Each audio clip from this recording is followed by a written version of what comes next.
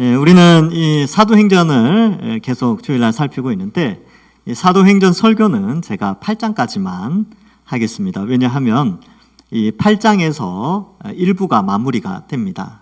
그러니까 뭐 요즘 흔히 쓰는 현대 용어로는 뭐 시즌 1, 그죠? 시즌 1, 사도행전 시즌 1이 그 8장에서 끝나기 때문에 그렇습니다. 9장부터는 이제 또 새로운 전개가 시작되는데 이제 한 2주 혹은 3주 정도 남은 사도행전 부분을 우리가 좀 정리해 보고자 오늘 앞부분을 잠깐 살피고 오늘 본문을 살펴보겠습니다.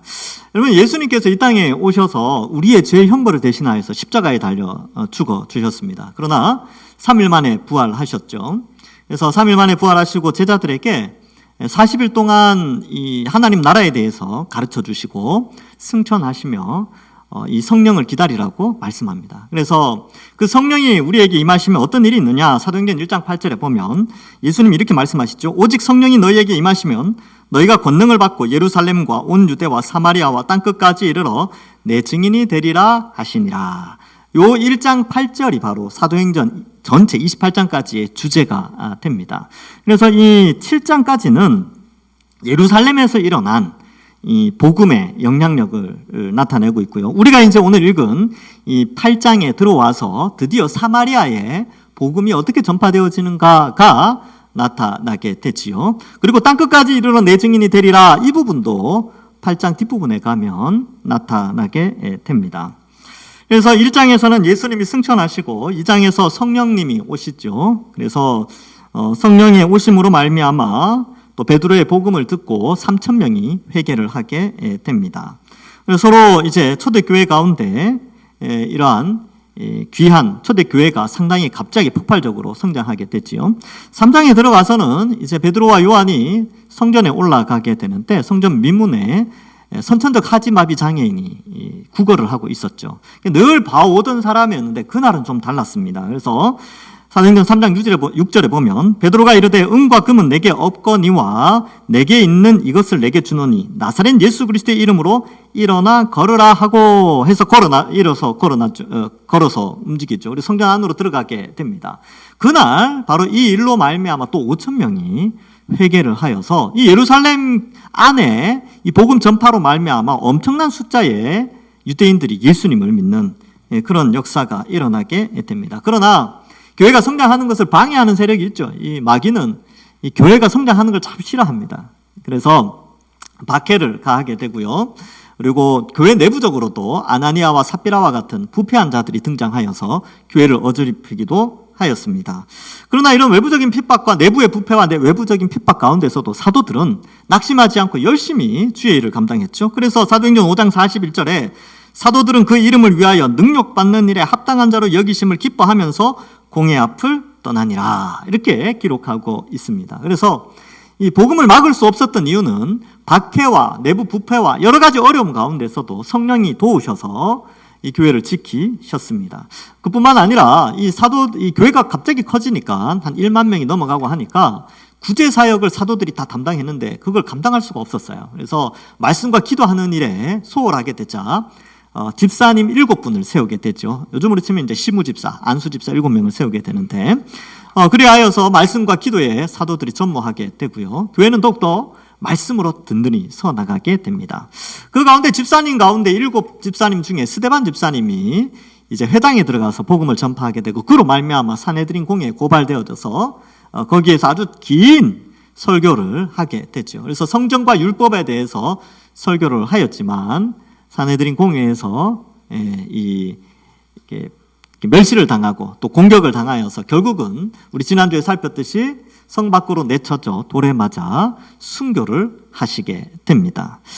그러한 배경 아래에서 오늘 8장 1절이 시작됐지요. 1절에 보면 사울은 그가 죽임 당함을 마땅히 여기더라, 이렇게 생각하죠. 근데 이 8장의 딱 시작을 통하여서 사도행전을 처음 읽었던 독자들은 상당히 재밌어 하는 거죠. 왜냐하면 사울이 어떤 사람인지 1세기 사람들은 알고 있었거든요. 어떤 사람이냐면 지중해 연안을 돌아다니면서 복음 전파하는 자로 알고 있었는데 이 사울이 알고 보니까 세상에 회심하기 전에는 교회를 핍박하고 박해했던 사람이구나 하면서 이 8장에서 이제 보여주는 것이죠.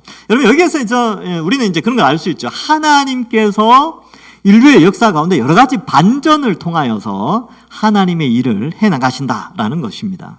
그래서 이 가장 큰 죄인 중에 개수요 박해자였던 이 사울을 통하여 9장에 넘어가서는 이 바울의 회심을 통하여 이방인 선교가 어떻게 이루어지는가를 나타내고 있지요. 사실 이러한 반전의 모습은 그 역사 속에서도 많이 나타났습니다. 이스라엘 사람들이 이집트에 노예로 있을 때 얼마나 힘들었겠습니까? 그런데 그 노예로 탈출시켜주는 구원자 역할을 하는 이 모세를 애굽의 왕궁, 그러니까 이 이스라엘을 핍박하는 중심지였던 왕궁에서 모세를 길리시죠. 그러니까 그런 것도 일종의 하나님의 반전이 되고요. 엘리야 시대 때도 마찬가지입니다. 그 바알과 아세라를 섬기는 것 때문에 이스라엘이 하나님께 벌을 받아서 3년 반 동안 가뭄의 시련을 겪게 되는데 엘리야를 어디에다 피신시켰냐 하면 시돈 땅 사렙다에 사르밧에 피신을 시키죠. 근데 그 시돈 땅은 어떤 땅이냐면 바알과 아세라 우상의 성지입니다. 거기가 시작점이에요. 그러니까 아예 거기에 엘리야를 탁 심겨두고 거기서 하나님께서 엘리야를 지키시죠. 이처럼 하나님은 하나님의 나라를 무너뜨리려고 하고 하나님의 백성들을 괴롭히려고 하는 그러한 어떠한 세력들, 사단이나 귀신의 세력 앞에서 하나님이 웃으십니다. 아이고, 너희가 아무리 그래봤자 하나님의 백성은 하나님이 지켜주신다라는 것을 역사를 통해서 보여주고 또 특별히 반전을 통하여서 알려주는 것이죠. 그러니까 독자 입장인 우리 입장에서는요, 이 성경이 너무나 재밌는 것이죠. 드라마틱하고 다이나믹한 거예요. 예. 그래서 사울은 그가 죽임 당함을 마땅히 여겼죠. 지가 앞으로 어떻게 될지 모르고, 그죠? 자기가 어떻게 될지도 모르고, 스데반 죽이는 걸 당연히 여긴 거예요.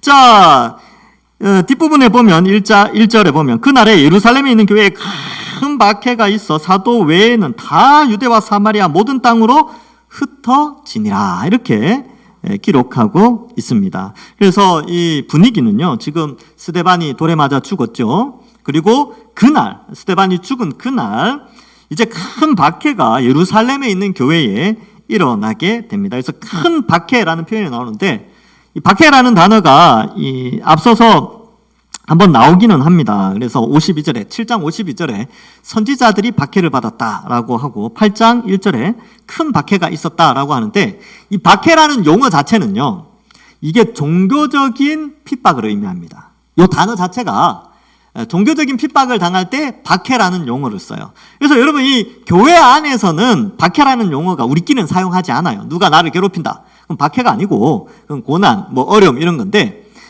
이 신앙의 신념 때문에, 즉 예수님을 믿지 않는 세력에 의하여서 예수님 믿는 사람들이 어려움을 당하고 물리적인 고통을 당할 때 그때 쓰는 용어를 박해라는 용어를 씁니다. 그래서 이 단어는 좀 특별한 것이지요. 그런데 이 박해가 아주 컸습니다. 아주 컸죠. 그래서 이 성도들이 한 1만 명 되는 이 성도들이요, 흩어지게 됩니다. 그래서 다 흩어지는 거죠. 물론 이 오순절날 명절을 세기 위해서 모였다가 당연히 흩어지긴 해야 되지만 박해로 말미암아 자연스럽게 더 많이 흩어지게 되는 것이지요. 그래서 유대와 사마리아 모든 땅으로 흩어지죠. 이렇게 유대, 사마리아 모든 땅, 이 표현은 1장 8절에 나왔던 예루살렘과 온 유대와 사마리아와 땅끝까지 이르러 내 증인이 되리라 한 그 말씀이 어떻게 이제 이루어지는가를 우리에게 보여주고 있는 것입니다. 그리고 이제 2절에 보면 분위기가 더 암울해요. 어떻습니까? 경건한 사람들이 스데반을 장사하고 위하여 크게 울더라. 큰 박해가 있었죠. 그리고 큰 울음소리가 예루살렘에 있었던 것입니다. 이 장면을 보면서 이 교회는 끝났다.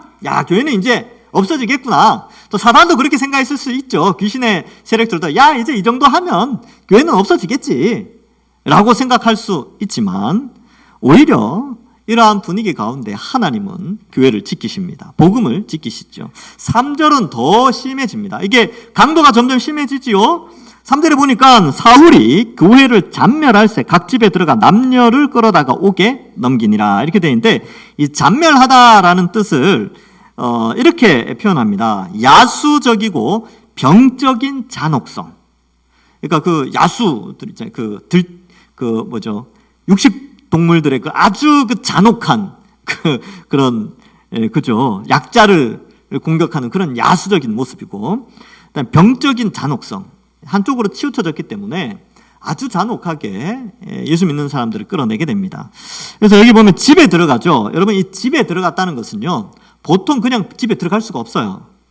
근데 확실한 증거가 있을 때, 그리고 명확한 정보가 있을 때 집에까지 들어갈 수 있는 거예요. 근데 이 사울이 얼마나 철저했냐면 예수 믿는 사람들의 명단 혹은 예수 믿는 사람들의 상황을 잘 파악하고 있었던가 봅니다. 그러니까 집에까지 들어간 거죠. 근데 잘못 들어가면 오히려 역고소를 당할 수 있지 않습니까? 그러니까 정확한 자료와 정보 수집을 통해서 집에 들어가서 사람들을 끌어냅니다. 남자, 여자 상관없이 끌어내었어요. 뭐 안 나가려고 했겠죠. 안 나가려고 하니까 막 힘을 이용해서 끌어내게 됩니다.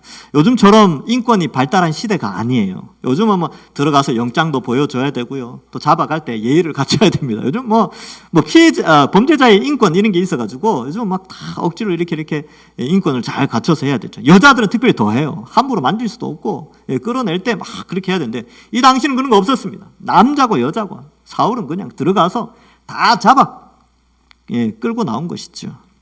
그만큼 이제 교회는 너무나 큰 핍박 가운데 있었고 이들이 옥에 넘겨지게 됩니다. 요즘과 같이 이렇게 시설 좋은 옥이 아니에요. 아주 안 좋은 상태로 예수 믿는 사람들을 가두게 되지요. 그래서 사탄은 쾌재를 불렀겠죠. 야, 이 정도 하면 교회는 없어지겠구나. 다 흩어졌으니까 끝났겠구나. 그렇게 생각을 한 것이죠. 그래서 1절부터 3절에 보면 참 암울합니다. 교회가 초대 교회에 이런 핍박이 있었다는 게 암울한데 놀라운 반전이 4절에서 기록되고 있습니다. 4절에 보니까 그 흩어진 사람들이 두루다니며 복음의 말씀을 전할세 이렇게 되어져 있죠. 여러분, 예수님 믿다가 이 정도 박해당하면 무섭지 않겠습니까? 그 얼마든지 자기도 감옥에 갈 수 있잖아요. 자기도 잡혀서 잘못하면 죽을 수도 있단 말이지요. 막 무서워서 숨을 텐데 이 사람들이 흩어지면서 숨는 것이 아니라 흩어진 지역에서 이 복음을 전하고 있는 거예요. 이 놀라운 반전입니다. 이 하나님께서 성령을 통하여서 예수님 믿는 사람들에게 이런 능력을 부어주신 것이죠. 오직 성령이 너희에게 임하시면 너희가 권능을 받고, 이 권능은 뭐냐면 이 박해나 어려움 속에서도 두려워하기보다는 복음의 가치를 알고 전파하는 능력이 바로 이 복음의 성령의 능력인 것이지요. 그래서 이 사람들은 숨지 않았어요. 죽을 수도 있고 고난이 올 수 있었음에도 불구하고 숨지 않았습니다. 자신들이 그리스도인임을 잊지 않고 복음을 전했지요. 우리도 마찬가지입니다. 여러분, 우리도 이 시대가 그리스도인들에 대해서 결코 호의적이지 않습니다. 오히려 좀 적대적인 부분들이 많이 있지요. 왜냐하면 그들의 가치관과 우리의 가치관이 너무나 다르기 때문에 다수를 차지하는 불신자의 가치관 속에서 성경적 가치관을 가지고 세상 속으로 들어가면 필연적으로 갈등이라는 것이 유발되어지고요. 우리에게는 여러 가지 어려움이 올 수 있습니다. 내 자신이 그리스도인임을 드러낼 때에 올 수 있는 고난이 있다는 것이죠. 물론 내가 그리스도인임을 밝히지 않으면 고난은 없어요. 편안하죠. 월요일부터 토요일까지 그냥 무난하게 삽니다. 그런데 그리스도인임을 드러내는 순간 그때부터 갈등이 시작될 수 있어요. 왜냐하면 가치관이 다르니까. 가치관이 다르죠. 그리고 가치관뿐만 아니라 그 가치관으로 인한 삶의 패턴도 달라요. 그렇죠? 그리고 결혼관이나 직장관이나 또 이성교제관이나 아니면 물질에 관한 부분이나 행복에 관한 기준이나 이 모든 것들이 세상 사람들과 그리스도인 사이에서 차이점이 발생하기 때문에 그로 말미암아 필연적으로 갈등이 유발되어지고 다수의 사람들에 의해서 핍박을 받을 수 있는 상황에 우리가 처해진다는 것이지요. 근데 이건 피할 수 없는 부분입니다. 그래서 사람들이 가끔 가다가 이걸 숨기기도 해요. 난 그리스도인이야 라는 걸 숨기기도 합니다. 근데 이제 드러내셔야죠. 여러분, 이 시대가 아무리 그리스도인들을 핍박하고 박해하고 그리스도인들을 조롱하는 시대라 할지라도 그리스도인들은 자신이 그리스도인임을 나타내야 돼요. 나타내야 복음을 전할 수 있을 거 아닙니까? 자신을 숨기면 결코 그 입에서 예수님 믿으라는 말이 나올 수가 없지요. 나타내야 돼요. 자, 어떻게 나타내느냐? 불신자들하고 식사할 때 꼭 기도하십시오. 요즘 이런 장면들이 많이 사라졌어요. 부끄러워하고 그렇게 됩니다. 그러나 그걸 감내하셔야죠. 그래서 이제 학생들한테도 이야기하는 급식 시간에 꼭 기도하고 밥 먹으라. 애들이 막 놀려요. 숟가락 이렇게, 옛날엔 저도 놀림 많이 당했습니다. 숟가락 이렇게 놓고, 옛날에 도시락을 싸들고 다녔으니까, 기도 딱 하면, 눈 딱 뜨면 애들이 하는 말이, 제사 지내냐? 뭐 그래요. 너 제사 지내냐? 막 그래 놀리고, 또 맛있는 반찬 해가지고, 이제 옛날엔 도시락 싸들고 다닐 때니까, 맛있는 반찬 해서 이제 기도 딱 하고 눈 뜨면 반찬이 없어져 있어요. 예, 가져가 버렸어. 친구들이. 그런 고난이 있다 할지라도, 고난도 아니죠. 그러니까 자신을 드러내야 된다니까요. 그렇게 드러내야지 복음을 전할 수가 있어요. 그래서 가까운 지인들에게 나 예수님 믿는다는 것 알리셔야 됩니다. 우리 주위에 있는 사람들에게. 그래야 복음을 전파할 수 있는 것이죠. 그래서 이 사람들도 마찬가지예요. 숨기지 않았습니다. 자신들에게 손해가 올 줄 알면서도, 핍박이 올 수 있음에도 그들은 자신들이 그리스도인임을 숨기지 않고 복음을 전했습니다. 그래하여서 어떻게 됩니까? 말씀이 전파되어지고 많은 사람들이 예수님을 믿는 역사가 일어나지요. 그래서 여러분 존 스토트라는 분이 있습니다. 우리 믿음의 선배인데 돌아가셨는데 이 존 스토트가 여러 성경을 많이 주석을 썼는데 이 사도행전을 해석을 하면서 이 부분, 특별히 이 부분 4절을 보면서 이렇게 기록합니다. 그리스도인들이 흩어짐에 따라 복음의 좋은 씨앗도 흩뿌려졌다. 신중하거나 침묵을 지키기는커녕 두루 다니며 복음을 전했기 때문이다. 그럼 우리도 그래야 돼요. 우리도 흩어 뿌려지는 거예요. 교회 안에서만 이 동산교회 안에서만 신앙생활 잘하는 게 중요한 게 아니고 교회 안에서도 신앙생활 열심히 해야 되지만 우리 다 흩어 뿌려지잖아요. 그죠? 여러분들의 활동 범위로 흩어 뿌려지는 가운데 거기에서 복음 전하는 자로 세워져 있다는 것이죠. 그래서 자신을 드러내고 자신이 그리스도인임을 드러내고 복음을 전파하게 됩니다. 교회도 이제 3월달 되면 이제 또 노방전도를 하죠. 복음이 이런 것입니다. 이 전도지에 복음의 내용이 다 기록되어 있어요. 그래서 전도하고 오늘날 사람 붙잡고 이야기할 수 있는 그런 상황은 아니니까 전도지를 통하여 전도하고 그러는 것이지요. 벵겔이라는 사람은요, 이 핍박 가운데 복음이 전파되는 것을 어떻게 표현했냐면 바람이 불길을 더 크게 만든다. 이런 표현을 썼어요. 참 멋진 것 같아요. 이 신학자들이, 우리 믿음의 선배들이 이런 하나의 현상을 보면서 어떠한 것을 비유를 들어서 표현하는데 그 비유가 너무나 적절한 거죠. 그러니까 이 바람을 통하여서 이 불을 끌려고 했는데 오히려 그 바람이 불을 더 확장시킨 거죠. 핍박의 바람이 예루살렘 안에 확 불었는데 그 바람으로 말미암아 성령의 불길이 더 크게 확장되어진 것입니다. 이러한 경우는 여러분 오늘날에도 많이 있었어요. 여러분 1949년에 중국 공산당이 집권을 하게 됩니다. 그래서 중국에 사실 그 전에 허드슨 테일러라는 중국 선교사님이 만드신 단체가 있었어요.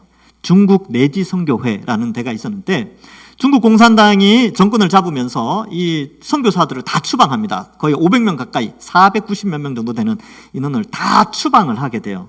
그래서 더 이상 이제 선교사들이 나가면서 이제 중국 땅은 하나님이 버리셨는가 라고 했는데 선교사님들이 어디로 흩어졌냐면 동남아시아 그리고 일본으로 이제 파송이 되어진 거예요.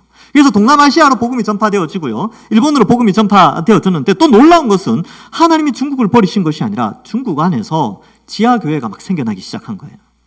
나중에 이제 중국이 국제기구 가입을 위하여서 종교의 자유를 법적으로는 허락을 해요. 그래서 공인교회를 만드는데 삼자교회 이런 표현을 쓰는데 공인교회를 세웠는데 놀랍게도 아무도 안 올 줄 알았는데 엄청난 숫자가 몰려들었어요. 그리고 각 지역에 숨은 지역교회들이 가정교회들이 여전히 있게 되는 것이죠. 그들의 신앙은 굉장히 뜨겁습니다. 우리와는 좀 비교할 수가 없지요. 왜냐하면 핍박 가운데 신앙을 지켰기 때문에 그렇습니다.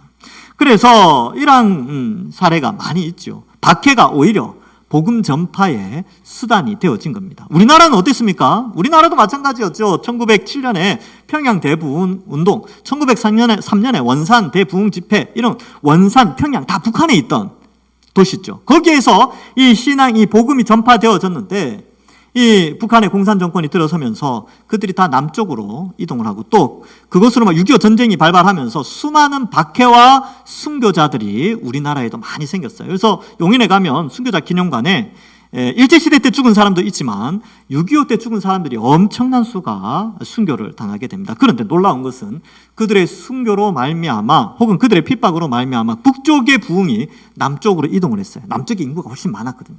그래서 많은 사람들이 복음을 듣고, 더 놀라운 것은 이 남한, 이 남쪽 지역, 우리 대한민국에 예수 믿는 사람들이 너무나 하나님께서 큰 은혜를 주셔서 인구는 별로 안 되는데 세계에서 두 번째로 많은 선교사를 파송하는 국가가 돼버렸어요. 얼마 전까지. 물론 지금은 이제 두 번째는 아니에요. 지금은 좀 바뀌었는데 얼마 전까지만 해도 가장 많은 두 번째로 많이 선교사를 파송하는 나라로 하나님께서 그 박해와 순교의 눈물과 고통의 씨앗을 통하여 이 한국교회를 사용하셨다라는 것을 역사 속에서 우리는 또한 볼 수 있는 것이지요. 자, 그래서 이제 흩어졌는데 특별히 사마리아가 등장합니다. 5절에 보면 빌립이 사마리아 성에 내려가 그리스도를 백성에게 전파하죠. 아까 말씀드렸죠. 온 유대와 사마리아와 땅끝까지 이르러. 이제 사마리아에 어떻게 복음이 전파되는가? 바로 빌립을 통하여서 복음이 전파되는데, 이 빌립은 사도가 아닙니다. 사도 중에 빌립이 있거든요. 근데 거기 보면 이 1절에 사도 외에는 다 유대와 사마리아 모든 땅으로 흩어지죠. 그러니까 사도들은 지금 예루살렘 성에 있어요. 그러면 사마리아로 간 빌립은 누구냐면 일곱 집사 중에 헬라파 유대인들이 뽑히게 되는데 그 가운데 빌립이 있었죠. 근데 그 빌립이 자기 집으로 간 것이 아니라 사마리아를 거쳐서 나중에 자기 집으로 가는데, 사도행전 뒷부분에 가면 이 빌립의 집이 가이사랴에 있다라고 나옵니다. 거기에 이제 이 누가, 사도행전을 쓴 누가가 빌립의 집에 잠시 머물게 되고 빌립으로부터 여러 가지 많은 이야기들을 들었겠죠. 어쨌든 이 빌립이 이제 사마리아에 들어가서 복음을 전파하게 됩니다. 근데 이 사마리아에 들어갔다는 게 굉장히 중요해요. 왜냐하면 유대인들은 원래 사마리아 지역에 안 갑니다.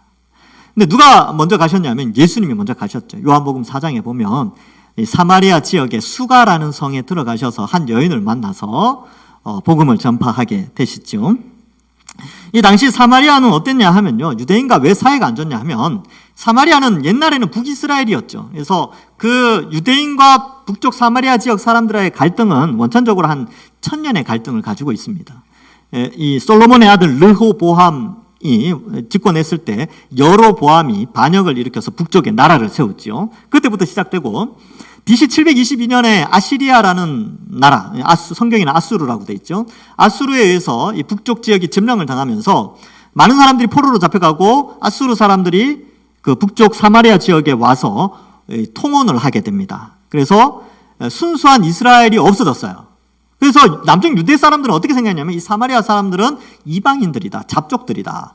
그들은 하나님의 신앙을 버린 자들이다. 이렇게 생각을 했지만 사마리아 지역에서도 신앙을 유지하려는 일부 분파가 있었어요. 그래서 이 BC 4세기에 무슨 일이 있었냐면, 성경에는 없는데 역사 속에 보면 BC 4세기에 사마리아 지역에 그리심산이라고 있는데 그 그리심산에 사마리아 사람들이 성전을 세워버려요. 성전은 예루살렘에 있잖아요. 근데 이 사마리아 사람들이 그리심산에 성전을 세우면서 더욱더 유대인들과 첨예한 갈등을 유발하게 됩니다. 물론 2세기에 BC 2세기 접어들어서 이집트가 침공했을 때 이 사마리아 성전은 다 회파가 되어지기는 합니다. 그러나 그 갈등이 아주 심해서 유대 사람은 사마리아 지역을 아예 들어가지를 않아요. 그런데 빌립이 들어갔어요. 왜냐하면 예수님이 들어갔으니까. 그래서 빌립이 사마리아 성에 들어가게 되죠. 이러한 이 민족적 갈등이 요한복음 4장 9절에도 잘 기록되어 있습니다. 이렇게 되어 있어요. 사마리아 여자가 이르되 당신은 유대인으로서 어찌하여 사마리아 여자인 나에게 물을 달라 하나이까 하니 이는 유대인이 사마리아인과 상종하지 아니함이었더라. 이렇게 되어 있죠. 근데 예수님이 가서 상종을 하셨어요. 남자, 여자 이런 유교적인 개념이 아니고 민족과 민족 개념에서 상종 자체를 안 하는데 예수님이 먼저 다가가신 것이죠. 빌립도 마찬가지입니다. 그래서 어떻게 보면 빌립의 어떤 그런 넓은 마음, 이것보다는 성령이 빌립을 통하여서 사마리아 성에 들어가게 하신 것이지요. 그리고 6절에 보니까 무리가 빌립의 말도 듣고 행하는 표적도 보고 한 마음으로 그가 하는 말을 따르더라. 그가 하는 말이 뭐냐 하면 5절에 보니까 그리스도를 백성에게 전했죠. 그래서 이 사마리아 종교는 구약 성경 전체를 믿는 사람들이 아니고 모세 오경만 믿었어요. 그래서 여러분 요한복음 4장에 사마리아 여인이 예수님과 대화할 때 굉장히 신앙적인 것들을 물어요. 그래서 뭐 그 선지자 뭐 이런 표현들. 이게 신명기 18장에 나오는 모세가 예언한 메시아에 대한 구절이거든요. 근데 사마리아 사람들이 이 메시아 신앙이 있었습니다. 근데 그 선지자가 바로 당신입니까? 라고 하면서 이제 그 여인이 요한복음 4장에서 그 여인이 묻죠. 그래서 예수님이 내가 그로다 이렇게 표현을 하고 이 메시아 사상을 사마리아 지역 사람들이 가지고 있었는데 빌립이 들어가서 그 메시아 그리스도 사상을 전파하면서 예수님이 바로 그분이다라는 것을 가르친 것이죠. 근데 그것이 참이라는 증거가 표적을 통해서 나타납니다. 그래서 7절에 보니까 그 표적이 어떻게 나타나느냐, 많은 사람에게 붙었던 더러운 귀신들이 크게 소리를 지르며 나가고 또 많은 중풍병자와 못 걷는 사람이 낫게 되지요. 그래서 이게 뭘 의미하냐면 이 빌립이 전한 복음이 진짜다. 그 진짜라는 증명은 바로 이러한 표적으로 나타났다라는 것을 보여주고 사마리아 성 사람들이 그것을 믿게 되는 것이죠. 앞에 나왔던 예루살렘의 분위기와 지금 사마리아의 분위기는 완전히 다른 방향으로 전개되고 있습니다. 그리하여 8절에 어떻게 표현되어 있습니까? 그 성에 큰 기쁨이 있더라. 그래서 1절에는 큰 박해가 있고 2절에 큰 슬픔이 있었는데 이 복음 때문에 그럼에도 불구하고 이 복음은 큰 기쁨을 주었다라는 것입니다. 여러분, 우리도 사실 이렇게 비유적으로 보면 우리도 사마리아 성 사람과 별반 다를 것이 없는 사람입니다. 우리도 사실 이방인이죠. 우리는 더 이방인이었고 우리는 유대인들로부터 늘 조롱받는 그런 하나님을 알지 못했던 자들입니다. 그러나 우리도 어쩌면 여기 나오는 귀신 들린 자들과 중풍병자와 못 걷는 사람처럼 인간의 연약함으로 말미암아 질병으로 말미암아 여러 가지 상황으로 고통받고 있던 자들이었지만 우리가 예수님을 믿음으로 말미암아 우리에게도 이 큰 기쁨이 임하게 된 것이죠. 근데 우리가 이 기쁨을 잘 몰라요. 왜 잘 모르냐 하면 이 가치를 잘 몰라서 그래요. 이 가치를. 여러분, 어린아이들이 이 돈의 가치를 잘 몰라요. 이게 유치원생들이나 이런 데 보면 어린이집 다니는 애들이 돈의 가치보다는 먹는 거의 가치는 좀 알아요. 사탕의 가치 이런 거 좀 알거든요. 그래서 이제 엄마 아빠가 야 사탕 나 하나 주면 내가 10,000원 줄게. 그러면 애들이 사탕 줍니까 안 줍니까? 안 줘요. 10,000원이 중요한 게 아니라 사탕 하나가 중요하거든요. 왜요? 10,000원의 가치를 모르기 때문에 그렇습니다. 우리도 마찬가지예요.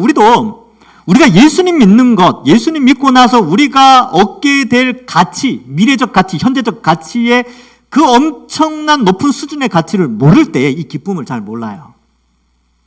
그런데 그것을 알게 되는 순간 이 기쁨이 너무나 커지는 것이죠. 이 기쁨의 내용이 무엇입니까? 우리가 원래는 하나님을 반역하여서 반역죄로 말미암아 지옥에 가야 되고 지옥의 고통을 영원히 당해야 되고 육체의 죽음을 맛보게 되는 자들입니다. 그러면 구원이라는 게 뭐냐면 육체가 죽지 않고 지옥에 가지 않고 오히려 천국에서 복과 기쁨을 누리는 것이 구원이에요. 그러니까 죽음과 지옥 형벌에서 영생과 천국 복락이 이루어지는 것이 구원이라는 표현을 쓰고 이것이 이루어지는 방식은 예수님을 통해서 이루어지는데 예수님이 나의 죄의 형벌을 대신하여 십자가에 죽으신 것을 믿음으로 말미암아 이 구원이라는 것이 이루어집니다. 원리는 이래요. 대속의 원리가 적용되는데 이제 예를 들어서 제가 뭐 교통법규를 위반해서 벌금을 내야 되는데 옆에 사람이 대신 내줬어요. 그럼 제가 벌금을 낼 필요가 있습니까? 없습니까? 없죠. 왜요? 옆 사람이 대신 형벌을 받았으니까. 벌금을 대신 내줬으니까. 마찬가지로 우리가 반역죄로 육체의 죽음과 지옥의 고통을 당해야 되는데 예수님께서 우리를 대신하여서 육체의 죽음과 십자가에서 지옥의 형벌을 대신 받아주셨습니다. 이걸 믿는 사람들은 어떤 일이 벌어지냐면 하나님께서 재판장이신 심판주이신 하나님께서 그 사람은 형벌이 면제되어졌다라고 여겨주신다는 거예요. 그리고 오히려 어떤 일이 벌어지냐 하면 예수님만이 유일한 의인이신데 우리가 예수님을 믿을 때 그리스도 안으로 들어가서 그리스도와 연합되어져 머리 대신 예수 그리스도가 몸된 교회에 의를 전달해 주십니다. 그래서 우리가 의인이 되는 거예요. 이걸 의의 전가, 전할 전자에 더할 가자. 의가 전하여져서 우리에게 더하여집니다. 그래서 어떤 일이 벌어지냐면 우리가 의인이 돼요. 우리 노력에 의해서 의인이 되는 것이 아니라 우리가 예수님을 믿음으로 말미암아 그리스도 안으로 들어가 그리스도와 연합해서 의인이 되어지고 의인의 자격이 뭐냐 하면 의인이라는 자격을 갖추면서 주어지는 혜택이 뭐냐 하면 나중에 영원히 죽지 않을 몸으로 부활하게 됩니다. 그 부활과 동시에 천국에서 영생과 복락, 천국의 복락을 누리도록 해주시는 것이죠. 그러니까 단순히 10년, 100년의 복락이 아니라 천년, 만년, 억년 영원한 복락을 누리도록 우리에게 축복을 주셨어요. 이것이 우리의 큰 기쁨이죠. 근데 이 가치를 알면 알수록 기쁨이 커지는 것이고요. 이 가치를 모르면 이 세상에 눈에 보이는 것 때문에 낙심하고 좌절하고 막 힘들고 그래요. 그래서 예수님을 믿는 것이 얼마나 큰 기쁨인가, 이것을 우리에게 말씀해 주고 있습니다. 그래서 여러분, 예수 믿는 사람들은요, 표정이 좀 밝아야 돼요. 왜? 기쁘니까. 우리에게 곧 하나님이 약속하신 것이 주어지니까 얼마나 기쁘겠습니까? 예를 한번 들어볼까요? 어제 로또 발표 있었죠. 저는 안 보지만 있었을 거예요. 이 중에서 만약에 누가 한 명이 걸렸다, 1등이 됐다, 너무 생각에 빠져들지는 마세요. 예를 든 거예요. 자, 그런데 그 사람이 오늘 예배를 왔는데, 예배를 기분 좋겠죠. 하나님 감사합니다. 그러겠죠, 그렇죠? 근데 이제 밑에 내려가서 이제 맛있는 냄새가 이제 올라오는데, 밑에 내려가서 식사를 하는데 누가 옆에서 국물을 조금 튀었어요. 내일 로또 1등 당첨된 사람이 그 국물이 튀었다고 막 화를 내고 막 짜증을 내고 막 그러겠습니까? 뭐라고 그러겠어요? 괜찮아. 그럴 수도 있지 뭐. 예. 근데 옷이 막 몇십만 원짜리야. 막 엄청 비싼 거야. 그래도 내일 100억, 200억 로또를 받는다. 금액을 받는다. 그러면 어떻게 하겠어요? 그거 아깝겠어요? 아니죠. 괜찮아. 이게 세탁하면 돼. 그러겠죠. 표정이 얼마나 밝겠습니까? 어려움이 당해도, 국물이 튀는 그런 고난을 당해도, 예. 누가 오늘 하루 막 우리를 괴롭힌다 그래도, 오늘 아니 막 수고하고 헌신하고 막 힘든데, 그게 힘들겠어요? 내일 로또 당첨됐는데 뭐가 힘들겠습니까? 오늘만 참으면 되는데. 여러분, 우리에게 로또와는 비교할 수 없는 영원한, 로또도 100년밖에 못 쓰잖아요. 100년도 안 되죠. 못 쓰죠. 50년 씁니까? 영원히 쓸 수 있는 영원한, 비교할 수 없는 천국의 엄청난 축복이 우리에게 이미 약속이 되어 있다니까요. 약속. 그래서 우리가 예수님을 믿음으로 천국이 당첨이 되었어요. 그리고 우리가 그 당첨된 천국의 영원한 축복을 누리기 직전까지 잠시 이 땅을 살아가는 거예요. 어제 로또 당첨된 사람이 오늘 주일을 보내고 오늘 짧은 시간을 보내고 내일 그걸 기대하듯이 우리의 짧은 인생이 바로 그런 거죠. 하나님 나라를 약속받기 이전에 현재를 살아가는 거죠. 그러나 이미 천국을 소유한 사람이에요. 그죠? 이미 소유한 사람이에요. 그런 의미에서 우리의 인생 가운데 박해가 오고 고난이 오고 어려움이 오고 삶 속에서 경제적인 어려움, 또 그죠? 앞으로 어려움이 계속 있을 거예요. 제가 우리나라 이렇게 옛날 뉴스 이런 거 많이 보면 항상 행복했던 때가 별로 없었던 것 같아요. 항상 힘들다 그러고 어렵다 그러고. 경제는 제가 어릴 때부터 어려웠어요. 예. 항상 어려웠어요. 원래 어렵습니다. 경제는. 왜냐면 이렇게 굴곡이 있거든요. 예. 그러니까 항상 어려워요. 그럴 때마다, 그러면 어려울 때마다 얼굴에 인상 쓰고 있겠습니까? 아니요. 힘들 때는 인상 쓸 수 있죠. 근데 그 기간을 짧게 줄이셔야죠. 왜냐하면 더 큰 가치를 깨달으면 기쁨이 있으니까. 그래서 이 기쁨이 우리에게 있는 것이죠. 여러분들 가운데 지금 삶이 힘듭니까? 예수님 믿는 것 때문에 어렵고, 혹은 인생이 연약해서, 심령이 연약해서, 아니면 외부적인 환경이 어려움 때문에 고난이 있습니까? 예수님 믿는 것 때문에 진짜 신실하게 살려고 하니까 참 고통이 있습니까? 그럴 때 우리에게 약속된 천국, 예수 그리스도의 십자가 복음을 바라보고, 그 십자가 바라보고 우리는 이 기쁨을 회복해야 하는 것이지요. 눈에 보이는 것에 너무 많은 비중을 두시지는 마십시오. 눈에 보이지 않는, 그러나 성경을 통해 우리에게 보여주시는 하나님의 크신 축복을 바라보고 사는 것입니다. 말씀을 맺습니다. 여러분, 복음이 있는 곳에 큰 기쁨이 있습니다. 그러나 복음이 있는 곳에 때로는 박해도 있습니다.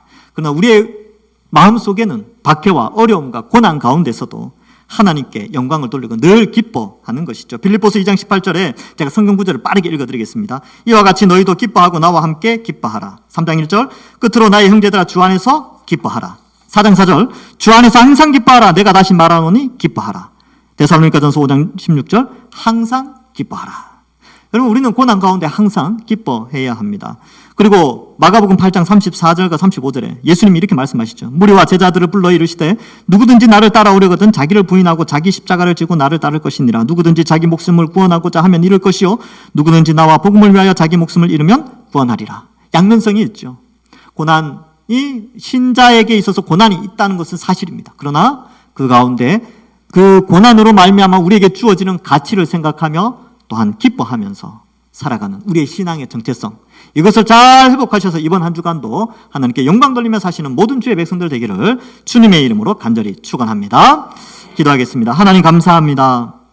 예수님 믿음으로 말미암아 영원한 천국 복락, 영생 복락을 우리에게 허락하시니 감사합니다. 그러나 예수님 믿는 것 때문에 때로는 조롱당하고 때로는 무시당하며 또 이 세상 가운데 참 어려움이 있을 수 있지만 이 영원한 큰 기쁨을 바라보면서 믿음 생활 잘 해나가게 하시고 또한 고난과 어려움 가운데 있지만 우리도 역시 입술을 열어 복음 전파하고 이 큰 기쁨의 좋은 소식을 알리는 모든 주의 백성들 될 수 있도록 축복하여 주옵소서.